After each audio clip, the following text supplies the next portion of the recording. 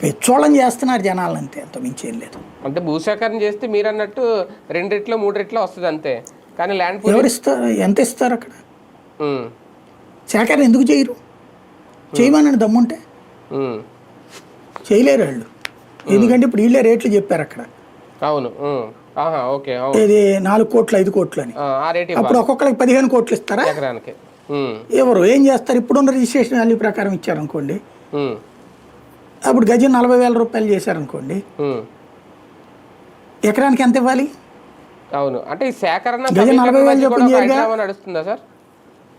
ఏం లేదండి, manipulated news, manipulated politics, manipulated public తో ఒక హంగామా నడిపిస్తున్నారు. ఇదేంటంటే ఓ రకంగా చెప్పాలంటే రాజ్యాధికారం చేతిలో పెట్టుకుని, అధికార యంత్రాంగాన్ని చేతిలో పెట్టుకుని, మీడియాని చేతిలో పెట్టుకుని ఒక ఆట నడుస్తోంది, ఒక జూదం నడుస్తోంది పబ్లిక్గా. ఆ జూదంలో బలిపశువులు పేదవాడు, భూమి ఉన్నటువంటి వాడు, అంతే. వాడు లబ్ధి పొందాల్సింది వేరెవడో లబ్ధి పొందుతున్నాడు. అక్కడ భూమి లేనివాడు వచ్చి లబ్ధి పొందుతున్నాడు, అక్కడ భూమి ఉన్నోడికి ఆ లబ్ధి చేరట్లా. అదే కదా. అవును. అది వింత. రైట్. చూద్దాం ఫైనల్గా ఏం జరుగుద్దో మొత్తానికి.